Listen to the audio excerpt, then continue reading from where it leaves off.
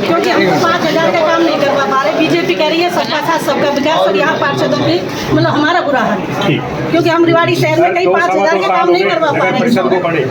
Parking की व्यवस्था तक नहीं हो पाई है हमारे शहर में। जनता को जवाब देना बहुत मुश्किल है। हमें अगर पार्टी के लिए वोट मांगना है तो अभी करेगा, वो सब कुछ कर रहे हैं। हमारी रिक्वेस्ट है कि रेवाड़ी नगर परिषद को संभालो और किसी भी तरीके से रेवाड़ी की जनता की जो एक दुख दर्द है इनको दूर कराओ। एक तो ईओ ही नहीं है, जिनको सस्पेंड करके दिखा रखे हैं, जब तनख्वाह दे रहे तो उनसे काम लो। चुनाव की बात तो आप छोड़िए, चुनाव तो जो हमने कोई भी चीज़ एब्सोल्यूट टर्म्स में नहीं होती है, रिलेटिव टर्म्स में होती है। 2014 से पहले क्या था और 2014 के बाद हमने क्या किया, रिलेटिविटी ये होती है, ठीक है ना। हम ये नहीं दावा करते कि हमने 100% करेक्ट किया है। हमने, मैं अभी आपको कहता हूँ, प्रॉपर्टी आईडी है, हाहाकार मचा हुआ है पूरे प्रदेश में, लेकिन प्रॉपर्टी आईडी कितना बड़ा काम है। देश के यशस्वी प्रधानमंत्री ने नोटबंदी का काम किया।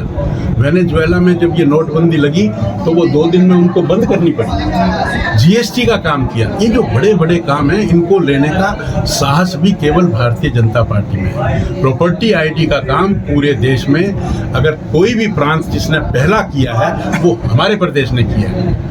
मैं आपको आंकड़ा देता हूं, 2003 से लेकर 2013 तक का डिमांड प्रॉपर्टीज जो थी वो लगभग 24 लाख थी पर ईयर की, और 24 लाख से जो हम टैक्स इकट्ठा करते थे उसमें 3 लाख परिवार टैक्स देते थे, और 3 लाख परिवार टैक्स देते थे तो एवरेज जो है वो 75 करोड़ रुपया सालाना कलेक्ट होता था। लेकिन 2013 से और 2022 तक के जो एरिया में, वो भी मैंने आंकड़ा निकलवाया है, हमारी डिमांड प्रॉपर्टी हो गई 30 लाख। 7 लाख लोग टैक्स देते हैं और हमारी जो कलेक्शन है वो 425 करोड़ रुपए होती है। और अब हमारी जो प्रॉपर्टी है वो स्वेल करके 42,75,000 हो गई है। अब ये मैं मान रहा हूँ कि इसमें गलतियाँ हैं, कंपनी भी ठीक नहीं थी, कुछ हमारे कर्मचारी, कुछ जनता, सभी का कॉपरेशन नहीं था। कोई भी अच्छी चीज़ ऑनलाइन जो चीज़ आती है उसमें, जैसे डिपो होल्डर्स का हमने ऑनलाइन किया तो उसमें डिपो होल्डर्स ने शुरू में हमको कॉपरेट नहीं किया। वो हमारी माता, कोई बहन जाती थी, उसका अंगूठा लगवाते थे, तेरे तो अंगूठा घिस गया, या लाइट नहीं है, या नेट नहीं चल रहा। लेकिन आज वो काम जितना अच्छे तरीके से चल रहा है, जो हमारा जो